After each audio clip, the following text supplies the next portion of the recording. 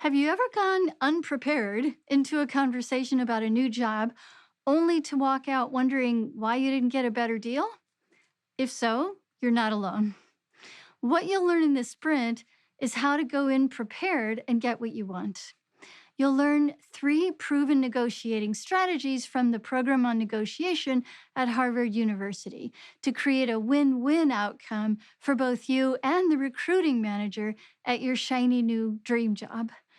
These three tools are called Step to Their Side, Reframe, and Build Them a Golden Bridge. So, a core principle of negotiation that I've learned over the years is called Step to Their Side. It means that you need to create a favorable climate before you can really negotiate. The recruiter might assume you're going to ask for an unrealistic salary or too much vacation time or unrealistic stock options. So do the opposite of what they expect. Go out of your way to understand his or her perspective. Listen to them. Listening is a free gift you can give. It costs you nothing, and the other side generally appreciates being heard. Acknowledge their points and agree with them wherever you can. All of these are forms of stepping to their side. Now you're both on the same team looking for a win win solution for both sides. Sample language you can use might sound like, I really hear you. You're saying that, and then mirror back what they just said. And I can hear that's really important to you. Then say, and on my end, insert what you want, like the top of your salary range. Another famous negotiating tactic that helped me in a recent negotiation is called reframe. In my case, the recruiter took a hardline position. She told me, 250,000 per year is the maximum number I have permission to offer you, Kelly. So my challenge in that moment was to change the game from hardball to softball. I felt tempted to just reject it because I felt that my experience and skills deserved higher compensation based on my market research. But I knew that me taking a hardline approach could have caused the recruiter to dig in even more.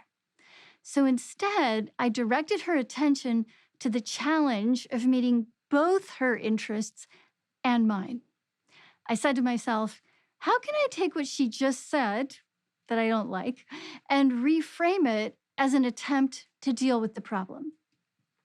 So I asked her problem solving questions in a calm tone of voice. I started with asking, help me understand why that's the upper limit for this position. And what's the plan if you get someone like me with a higher level of experience and skills than the salary range? Those two questions actually started a dialogue between the two of us versus hardline positions that could have ended the conversation.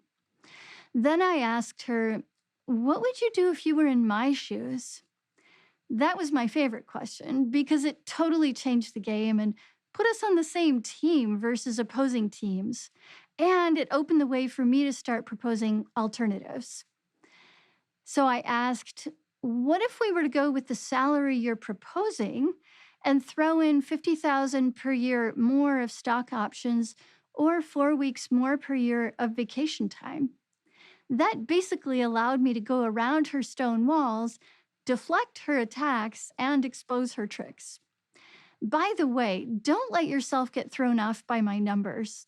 This is what you can earn after some years of doing Agile, especially if you like to learn and grow. So the approaches of stepping to their side and reframe got us to a more collaborative relationship. But I did notice she was still resisting my suggestions a little. I felt tempted to push and insist, but I knew that would lead her to harden and resist. So I decided to use another negotiating tactic called Build Them a Golden Bridge. This is where you slow down to speed up. So I looked for some ways to make it easy for her to say yes. The one that worked for me in that moment was to ask for her suggestion of other things they could throw into my compensation package, like 3 months of paid leave every 5 years so I could do an extended camping trip with my family. I didn't tell her what I was going to do on the extended leave. I just asked for it. So, and then on my side, I went out of my way to identify and satisfy her unmet interests, especially her basic human interests.